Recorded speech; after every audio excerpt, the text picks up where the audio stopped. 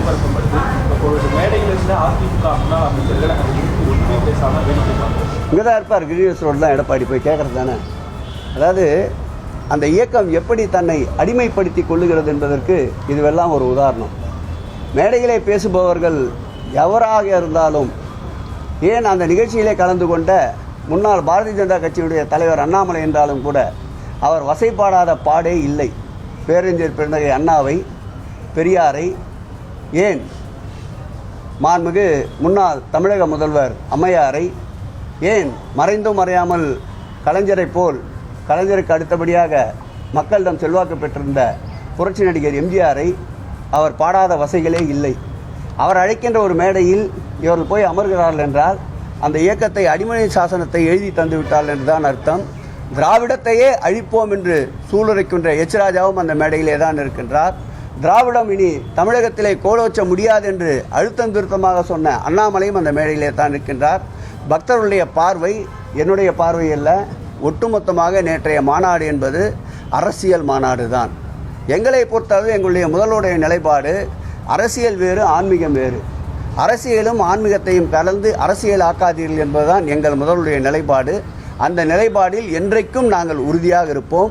நேற்றைய மாநாடு கடந்து சென்ற மாநாடு, கூடி கலைந்த மேகக்கூட்டம் போல் கலைந்த மாநாடு.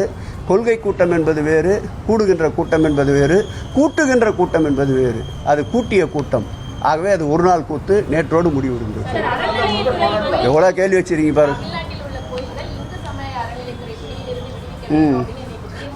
விடுவிச்சு ஒரு பாஜக மாவட்ட தலைவர்கிட்ட அந்தந்த கோயிலை அடிமை சாசனம் எழுதி கொடுத்துருது. அதாவது அடிப்படையையே தகர்க்கின்ற கேள்விகள் இதெல்லாம். இந்து சமய அறநிலைத்துறை என்பது எப்படி உருவாக்கப்பட்டது, எப்படி இந்து சமய அறநிலைத்துறையின் கையின் கீழ் இந்த திருக்கோயில்கள் வந்தது என்பதை வரலாற்று புத்தகமாக அச்சடித்து ஒரு மாதத்துக்குள்ளாக வெளியிட இருக்கின்றோம். இந்த இந்து சமய அறநிலைத்துறை உருவாக்கப்பட்டதன் நோக்கமே வெள்ளையர்கள் நம்மை ஆண்டபோது ஆங்காங்கு இருக்கின்ற திருக்கோயிலில் பரம்பரை தக்காரலாக இருந்தவர்கள் அந்த திருக்கோயிலை ஒரு கம்பெனி போல் நடத்தி வந்தார்கள். வரவு செலவு பார்க்கின்ற ஒரு கம்பெனி போல். கம்பெனி எப்பொழுதுமே நஷ்டத்தில் இயங்கக்கூடாது என்ற நோக்கத்தோடு தான் ஒரு கம்பெனியை நடத்துபவர்கள் இருப்பார்கள், ஒரு நிறுவனத்தை நடத்துபவர்கள் இருப்பார்கள். அப்படி ஒரு நிறுவனமாக நடத்தி கொண்டு அதில் வருகின்ற வருமானங்களை கொள்ளையடித்து கொண்டிருந்த கூட்டங்களை வெளியேற்றுவதற்காகத்தான் இந்து சமய அறநிலைத்துறையே தோற்றுவிக்கப்பட்டது. ஒரு நிர்வாகத்தின் கீழ், ஒரு அரசியல் அமைப்பின் கீழ் ஒரு நிறுவனம் செயல்பட்டால்தான் ஒரு கட்டுப்பாட்டோடு ஒரு ஒழுங்குமுறையாக இருக்கும் என்பதால் தான் அன்றைக்கு வெள்ளையர் காலத்தில் வகுக்கப்பட்ட அந்த நீதியின் அடிப்படையில் தான் பல்வேறு நீதிமன்ற போராட்டங்களுக்கு பிறகு உச்சநீதிமன்றம் அளித்த தீர்ப்பின்படி, உச்சநீதிமன்றம் வரையறுத்த சட்டத்திட்டங்கள் படி 1959ஆம் ஆண்டு உருவாக்கப்பட்டது தான் இந்து சமய அறநிலையத்துறையினுடைய கொடைகள் சட்டம். அந்த சட்டத்தின்படி தான் இந்த இந்து சமய அறநிலைத்துறை ஆட்சி செய்து கொண்டிருக்கின்றது.